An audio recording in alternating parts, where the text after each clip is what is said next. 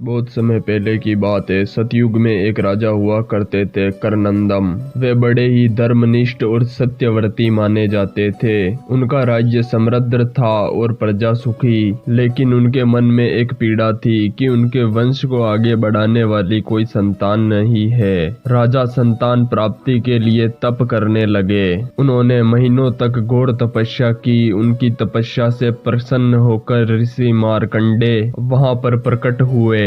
ऋषि ने राजा से कहा, राजन, तुम्हें अवश्य ही तेजस्वी पुत्र प्राप्त होगा जो तुम्हारे वंश को आगे बढ़ाएगा, परंतु ध्यान रहे, जब वे बड़ा होगा तो अल्प आयु होगा, उसका जीवन बहुत छोटा रहेगा। राजा ने हाथ जोड़कर कहा, मुनिवर, अगर अल्प आयु भी हो तो भी मुझे पुत्र की प्राप्ति हो जाए। मैं अपने पूर्वजों का पिंडदान और श्राद्ध उन्हीं से करवाना चाहता हूँ। ऋषि ने वरदान दिया और समय आने पर राजा को एक पुत्र हुआ जिसका नाम रखा गया गर्तकोच। गर्तकोच जब बड़ा हुआ तो वो अत्यंत बुद्धिमान और धर्मनिष्ठ निकला। लेकिन जैसे ही उसका यौवन आया तो अचानक उसकी मृत्यु हो गई। राजा करनंदम अपने पुत्र की असमय मृत्यु से बहुत ही दुखी हुए, परंतु उन्हें याद था कि पितरों का श्राद्ध करना पुत्र का सबसे बड़ा कर्तव्य है। तभी अचानक आकाशवाणी हुई, राजन, दुख मत करो, तुम्हारे पुत्र की अल्प आयु होते हुए भी उसने पितृलोक का कल्याण कर दिया है। उसने जीवन में पितरों का स्मरण और श्राद्ध के महत्व को समझा। पितृपक्ष में किया गया श्राद्ध पितरों को तर्पत करता है और उनके आशीर्वाद से कुल का कल्याण होता है। यही कारण है जब ग्रंथों में वर्णन मिलता है कि करनंदम के पुत्र ने पितरों के लिए आहुति दी। तब से पितृपक्ष की परंपरा का आरंभ हुआ।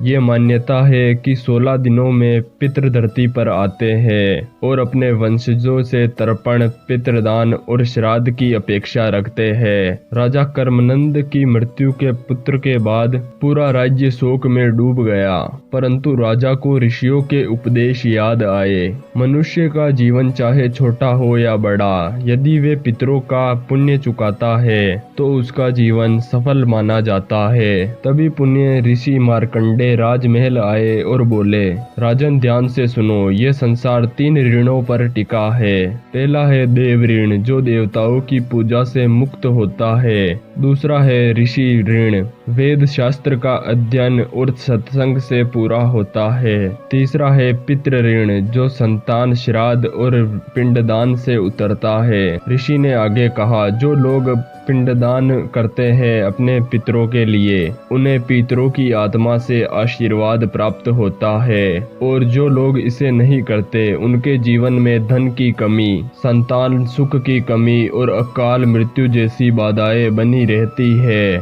गर्तकोच की मृत्यु के बाद जब राजा ने उसके नाम से श्राद्ध किया तो अद्भुत घटना घटी। राजा ने जैसे ही पिंडदान किया, आकाश से पुष्प वर्षा होने लगी और आकाशवाणी हुई, राजन, गर्तकोच पितरलोक में पहुंच गया है और उसने अपने कुल की 21 पीढ़ियों को मुक्त कर दिया है।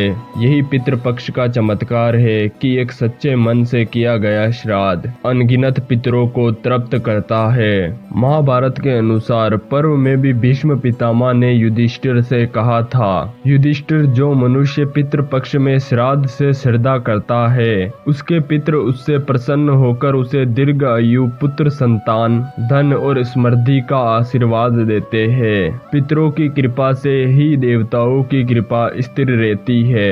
पितृपक्ष केवल एक कर्म कांड नहीं, बल्कि ये पितृ ऋण से मुक्त होने का एक मार्ग है। इसमें श्रद्धा से किया गया श्राद्ध पितरों को तृप्त करता है और जीवित वंशजों को समृद्धि, संतान सुख और साथ ही साथ पितरों का आशीर्वाद देता है। राजा करमंद ने अपने पुत्र गर्तकोच के नाम से पूरे पिंडदान किया। श्राद्ध समाप्त होते ही राजा ने शाम को अपने पितरों को स्वप्न में देखा। स्वप्न में उसके पितृ प्रकट हुए और बोले, राजन, तुम्हें पितृपक्ष में हमें तर्पण और पिंडदान देकर तृप्त किया। इसके फलस्वरूप हम तुम्हें आशीर्वाद देते हैं कि तुम्हारे वंश में कभी संतानहीनता नहीं होगी। अकाल मृत्यु नहीं होगी और तुम्हारा कुल सदा समृद्ध रहेगा। राजा की आंखें भर आई और वो समझ गया कि पितृपक्ष केवल कर्मकांड नहीं बल्कि पूर्वजों से जुड़ने का अवसर है। तभी आकाशवाणी हुई। भाद्रपद पूर्णिमा से लेकर अश्विन अमावस्या तक का समय महाल्य कहलाता है। इन 16 दिनों में स्वयं यमराज पितरों को धरती पर भेजते हैं। पितर अपने वंशजों के घर आते हैं, तर्पण की प्रतीक्षा करते हैं और अपने वंशजों को आशीर्वाद देकर लौटते हैं। इसलिए ये काल विशेष रूप से पुण्यकारी माना गया है। सुबह होते ही राजा ने पूरे राज्य में ये आदेश दिया, प्रत्येक वर्ष पितृपक्ष में सभी लोग अपने पितरों का स्मरण करेंगे, पिंडदान करें और तर्पण करें, क्योंकि जो लोग अपने पितरों को याद करते हैं उसके घर सुख समृद्धि, संतान सुख और शांति का वास होता है, और जो लोग इसे भूल जाते हैं उसके जीवन में कष्ट और अड़चंब बनते हैं। इसलिए पितृपक्ष कोई परंपरा नहीं बल्कि अपने जीवन में पितरों को जोड़ने के लिए एक राम सेतु बन गया है। दोस्तों, पितृपक्ष केवल विधि विधान नहीं है बल्कि ये वो अवसर है जब हम अपने पूर्वजों से आशीर्वाद लेकर अपने जीवन को संवार सकते हैं। तो इसलिए पितृपक्ष में अपने पितरों को स्मरण करें और उनके आशीर्वाद से अपने जीवन को सुखमय बनाइए। धन्यवाद। मिलते हैं अगली वीडियो में। अगर आपको इस वीडियो का कोई भी पार्ट आपत्तिजनक लगा हो तो हमें कमेंट करके जरूर बताइए।